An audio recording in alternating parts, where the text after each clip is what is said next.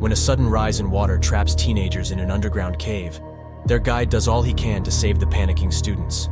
With only a few minutes of air remaining, a catastrophic squeeze through a narrow tunnel will be devastating. This is the fatal breakdown of the Manchester Hole tragedy. An 8th grade overnight trip is the highlight of the year for students at the Tadcaster Grammar School in the United Kingdom. It was a week of camping, hiking, and caving with their classmates and a few teachers at an outdoor education center run by the county. Joseph, Amy, and Charlie were looking forward to the freedom of the lush countryside with no parents. They were 13 and 14 years old, in their last year before high school. The Christmas break was right around the corner, and spirits were high with the vigor of youth. The group headed out to Bewerley Park Outdoor Education Center in North Yorkshire. It was just the first day of the long-awaited trip, and the kids were divided into smaller groups to start the first activity. There were nearly 100 students divided into 9 groups. Amy, Charlie, and Joseph were with 8 other classmates and their math teacher as the adult supervisor. Some groups were off to hike and check out the river. Others would be fishing and rock climbing. This group would be going down in the Notterdale cave system for some underground adventure. One of the more interesting parts of this cave system was the Manchester Hole. Walking around on the surface, it just looked like a small hole in the ground, but it led to a huge cave inside. The camp guide who would be leading their exploration was a 17-year-old volunteer who had been through all the caves before. One by one, the students lowered themselves into the hole following the guide's instructions. There was a small passageway that led to a huge room. The kids were astonished to see this vast chamber under the ground, when it looked like nothing but a hole in the ground from outside. All 13 members of the group were moving around the room and climbing on rocks.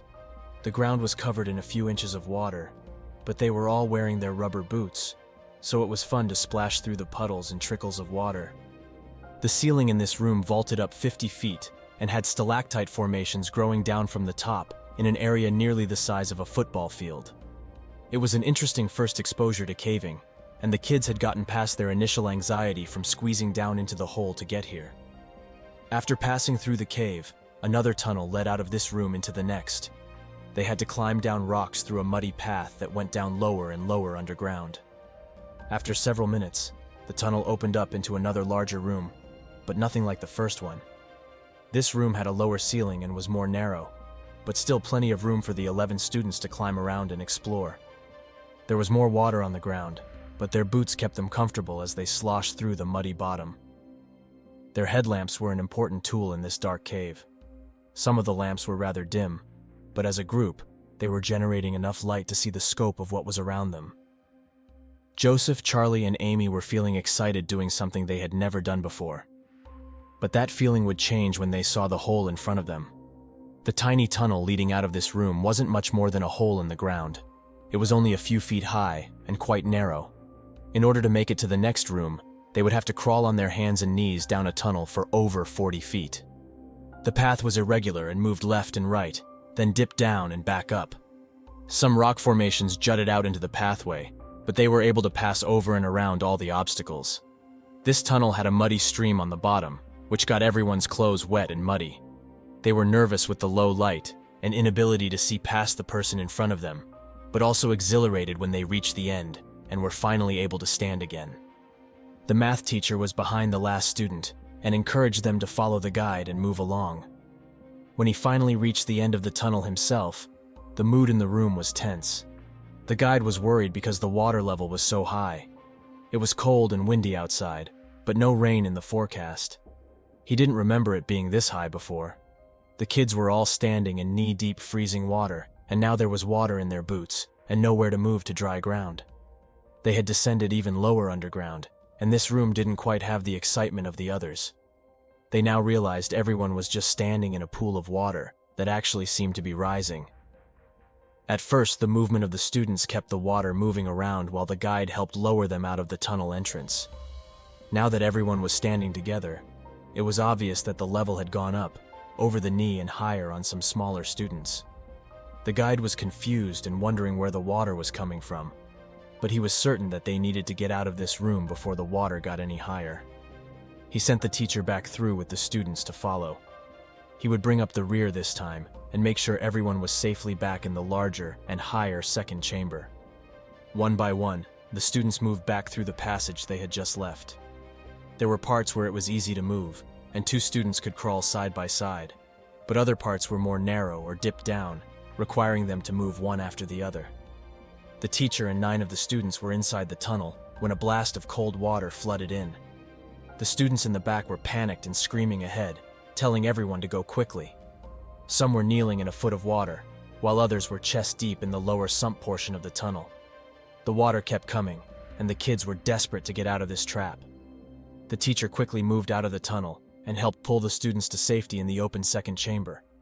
The speed with which the water rose was shocking.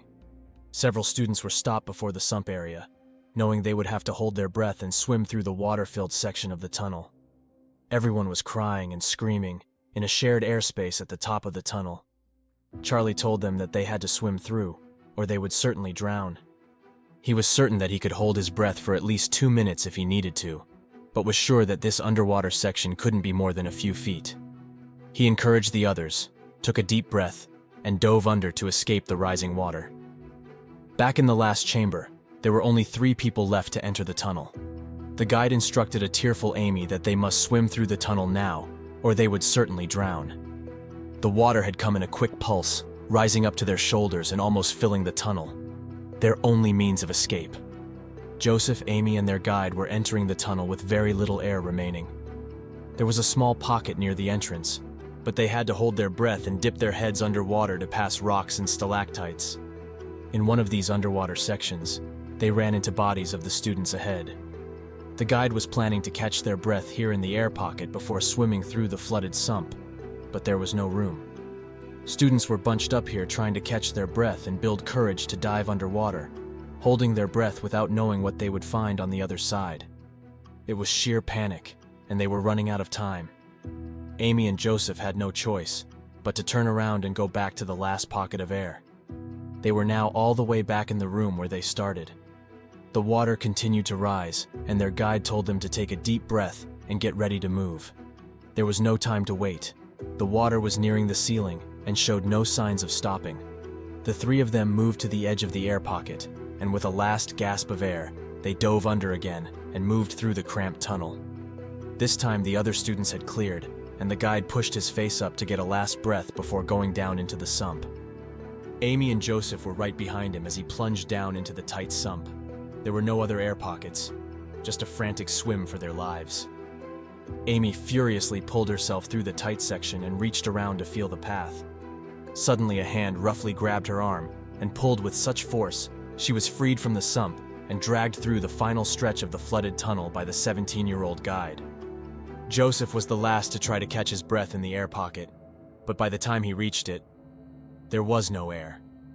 He may have tried to return to the inner room, but it too was full of water now. The freezing group standing in the second chamber was stunned. The water was still rising and they had no idea how high it could get. The tunnel was completely full of water, and Joseph was still inside. The guide wanted to go back to see if he could help pull Joseph from the deadly flood, but the teacher stopped him from an impossible task.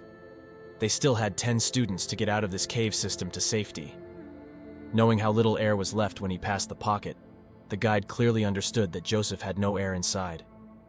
Joseph was dead. The teacher and guide led the frantic group back to the surface to alert emergency personnel about the lost student.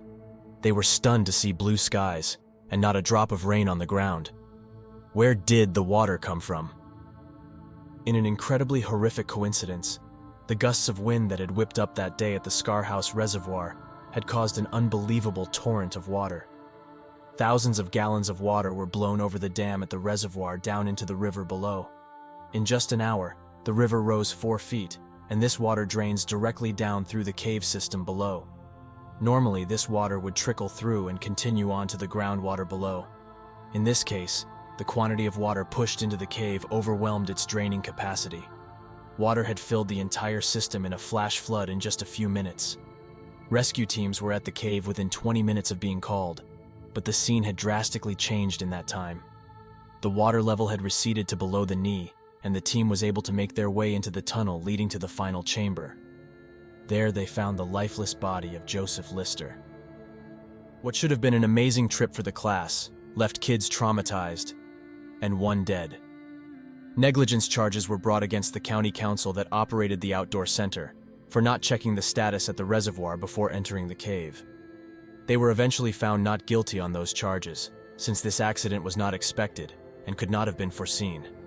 It was a tragic accident, which took the life of a bright student, before his life could truly begin.